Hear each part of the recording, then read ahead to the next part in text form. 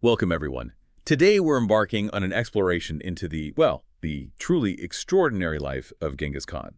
We're talking about one of history's most formidable figures, a man who just profoundly reshaped a whole continent, transforming from these incredibly humble, almost improbable beginnings into the founder of the largest single land empire the world has ever known.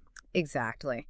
And our purpose today really is to try and sift through, centuries of myth, all these conflicting accounts, historical records from so many different languages, different cultures.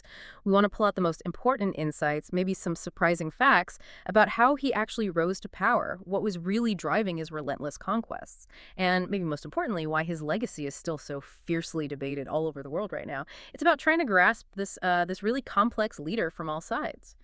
Okay, so let's turn to the very beginning then, the earliest chapters of his life. Even his birth year seems, well, a bit mysterious. Historians debated 1155, 1162, 1167 maybe, but there's this one captivating legend you often hear, right? That he was born clutching a blood clot. That detail just seems to foreshadow so much conflict and power, doesn't it? Oh, absolutely. That blood clot, it's more than just a curious detail. It really functions as this powerful narrative device. From birth, it sort of sets the stage, doesn't it? A leader destined for, well, violence and power. Yeah. Really highlights how myth-making starts, even before someone becomes truly great. It helps legitimize their future, maybe establishes this kind of preordained destiny. And often it's in such stark contrast to the harsh realities of their early life. Because his childhood was incredibly difficult, marked by profound hardship. We see him, Temujin as he was known then, reduced to almost poverty with his family. This was after his father, Yasuge, was tragically poisoned by Tatars he met.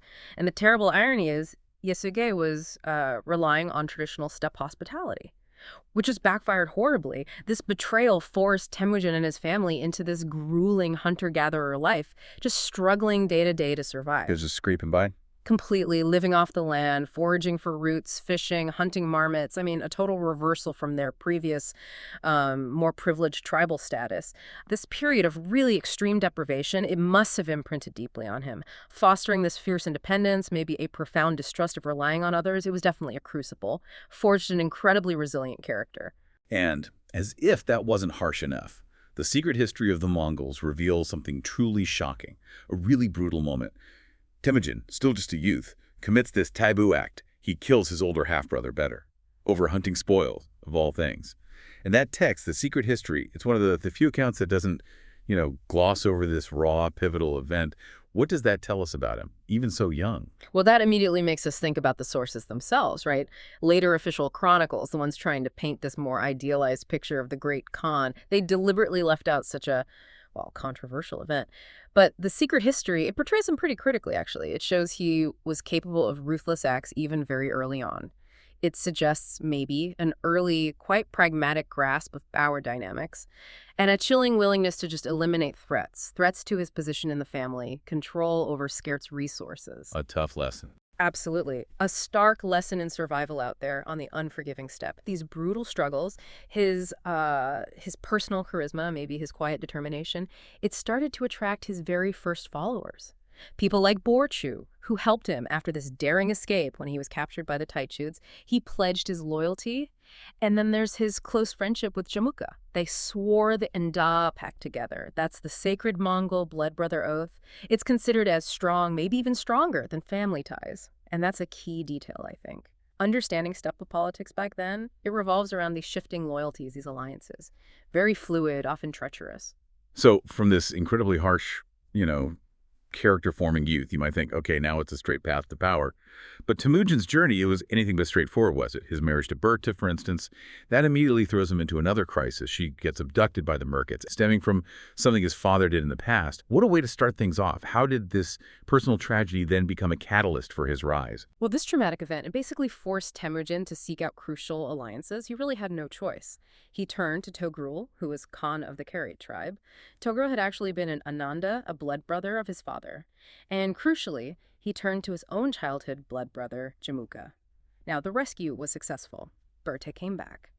Though her son, born afterwards, Jochi, he faced questions about his paternity his whole life. That's a really sensitive detail, carefully left out of later official accounts, but it's right there in the candid secret history. Interesting how that source keeps popping up with the difficult details. It really does. And that early relationship between Temujin and Jamuka, once so close, forged in hardship, mutual respect, it eventually just deteriorated into open warfare. Competing ambitions, different ideas about the Mongol future, it all came to a head. And this rivalry culminated in Temujin's really clear defeat at Dalan Balja around 1187.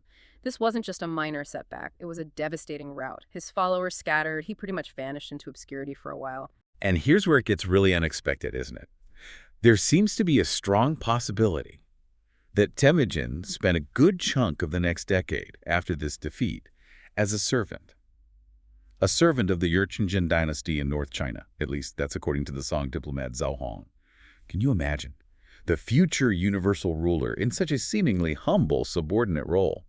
What does that tell us about his strategic mind during this lost period? Oh, this period is absolutely crucial, I think, for understanding his pragmatism, his strategic thinking. Instead of seeing it as weakness, his reemergence of about a decade later with significant power, it strongly suggests he likely profited immensely from that service. He would have gained invaluable insights, wouldn't he, into settled agricultural empires, how they ran things, their administration, their military tactics, probably their weaknesses too. Things you could have learned on the steppe. Exactly. And this experience, which, let's face it, would have been pretty damaging to Mongol prestige if it got out, was understandably just omitted from their own internal sources. So when he returns to the steppe, he starts systematically defeating rivals. But not just defeating them. He integrates their warriors into his own growing forces, strategically building this loyal base. A really pivotal moment, then, is the Baljuna Covenant. This oath of loyalty sworn with this remarkably mixed group around him, Christians, Muslims, Buddhists. They formed a sort of proto-government. Wow, that diverse even then. Yes. It powerfully demonstrated his ability, his charisma maybe, to inspire loyalty across incredibly different peoples. And that really set the stage for him formally adopting the title Genghis Khan at a Kurultai, that's a great assembly of chiefs, in 1206, the exact meaning of the title itself. Well, that's still debated by scholars. Does it mean strong, firm, maybe master of the ocean, implying universal ruler? We're not entirely sure. But its significance in just cementing his authority. Undeniable. So, once he's proclaimed Genghis Khan, he doesn't just sit back and rule. He kicks off what some historians call a social revolution. He's actually transforming the very fabric of Mongol society, changing how everything worked right from the ground up. How did he pull off such a radical overhaul? Well, a critical piece of this was his radical break from those traditional tribal structures. They'd always proven inherently unstable for building larger confederations. He reorganized society into this military decimal system, units of tens, hundreds, thousands. But crucially, each unit also included the households. It wasn't just about soldiers, it was about organizing the entire population. The whole society was fundamentally geared towards supporting and enabling warfare and conquest. Every household directly contributed to the state's military strength and its economic output. This brilliant reform, it was designed specifically to shatter those old tribal loyalties, ensure unconditional allegiance instead to the ruling family. And that laid the groundwork for an enduring centralized state, one that lasted for centuries. And part of that was championing meritocracy, right? Promoting guys like Yelmei and Subutai, sons of blacksmiths, to top command, proving loyalty and ability trumped birth. But he also faced pretty serious internal challenges, like the powerful shaman Kokachu.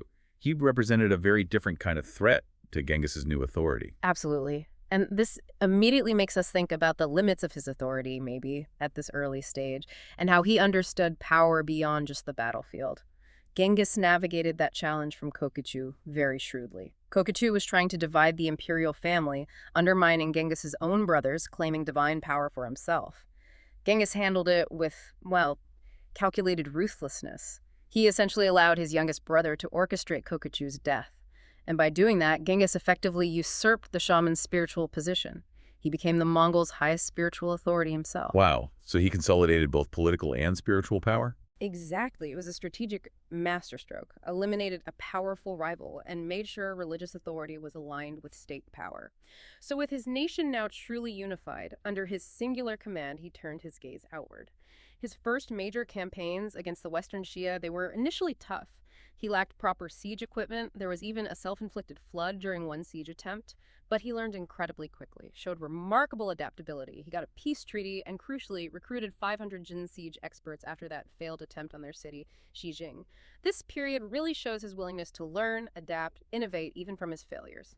That became a hallmark of his military approach. And his ambitions just grew dramatically, didn't they? From just securing borders to aiming for, well, truly global domination, the invasion of the Jin dynasty, fueled by this powerful desire for vengeance, for past wrongs, but also the immense plunder his army expected. And then, the Khwarezmian Empire, a conflict sparked by something really audacious, the massacre of his merchants and then the killing of his envoy. That must have been the ultimate provocation for a leader who, despite his own brutal methods, seemed to value certain protocols. Oh, indeed. Killing an envoy, that was deeply infuriating. Utterly unacceptable to Genghis, it violated sacred diplomatic customs. It was a profound disrespect to his authority. So his invasion of the Khwarezmian Empire that followed, it was swift, utterly devastating. He dismantled this vast but quite disunited state by expertly exploiting its internal weaknesses. He relied heavily on superior intelligence gathering, too. His youngest son, Tului, led a particularly brutal campaign in the Khorasan region, annihilating major cities like Nishapur, Merv, Herat. This is where that image of the ruthless conqueror really solidifies, isn't it? Absolutely. This period firmly established that lasting image. The death tolls, while likely exaggerated by chroniclers at the time, still paint this picture of demographic catastrophe for those regions. And the strategic function of this terror, it was multifaceted, you see. It broke resistance quickly. It was psychological warfare. It consolidated control through fear, ensuring future campaigns might face less opposition. Yet, even amidst these incredibly destructive campaigns, his brilliant generals, Jebi and Subutai, undertook the Great Raid, a staggering 7,500-kilometer expedition all the way around the Caspian Sea. This brought the Mongols into direct contact with Europe for the very first time. It showed incredible logistical skill and relentless ambition. And his own extraordinary journey, it finally came to an end during his last campaign. Against the rebellious Western Shia, again, he fell ill, reportedly from a hunting accident, maybe an illness. But the exact cause of death, it remains shrouded in mystery, doesn't it? Legends range from an arrow wound, a lightning strike, even a dagger injury from a captured queen. His death was kept a closely guarded secret for a while. The Western Shia capital fell just after he died, leading to its complete destruction, a brutal reckoning for his people. Right, and this immediately makes us consider his foresight, his long-term vision, even as he faced his own mortality. Despite all the violence of his conquests, Genghis made crucial decisions about the empire's future, like selecting Ogedei as his successor. He recognized Ogedei's ability to compromise, to govern, maybe better than his more militarily gifted son, Tului. He understood that building an empire needed more than just conquest. His legacy, it's undeniably complex, often contradictory. He created the largest contiguous state in history. He fostered unprecedented commercial, cultural exchange across Eurasia, a kind of Pax Mongolica that helped trade and ideas flow. But at a terrible cost. Exactly. Yet his conquests simultaneously devastated prosperous civilizations, left this trail of suffering destruction that still resonates today. He transformed societies, established this meritocratic military system. But his chosen succession system, while maybe pragmatic then, ultimately led to the empire fragmenting into separate khanates. That's a common challenge for huge empires, of course. So given such a complex, contradictory history, how do different parts of the world actually see him today? Are these views compatible at all? Or do they remain sharply divided? Oh, the perceptions vary dramatically. Across cultures, across time, they really reflect these deeply ingrained national narratives. In Mongolia, for instance, he's evolved. From maybe a religious figure centuries ago to this revered national father today. His modern image there really emphasizes his political, his civil contributions. They see him as someone who unified warring tribes, brought peace, knowledge, founded the modern democratic state, in a sense. A very positive view. Very positive. Now, contrast that sharply with, say, the Arab world or Russia. There, he's often viewed as an accursed enemy, a symbol of backwardness, utter destruction, a historical wound that still feels raw in the collective memory. Interestingly, in China, he's largely seen positively. As a Chinese hero, actually, particularly because the Yuan dynasty, which ruled China, was Mongol-led. So he gets integrated into Chinese imperial history. And then you have Japan, where this popular legend even suggests he was the samurai Minamoto no Yoshitsune, A fascinating kind of cultural adoption of a powerful figure. And in the West. Well, our understanding in the Western world has shifted too over time, from an early view in the Middle Ages, sometimes seeing him as a just, wise ruler, then shifting during the Enlightenment to seeing him as a tyrannical despot. And now, perhaps moving towards a more nuanced view, seeing him as a truly complex historical individual, someone whose actions had both devastating and unifying consequences. These clashing interpretations, really, they often reveal more about the societies telling the story than they do about Genghis Khan himself. So what does this whole exploration into Genghis Khan's life mean for us today? His journey, from that abandoned youth to a world emperor, it just reveals incredible resilience, doesn't it?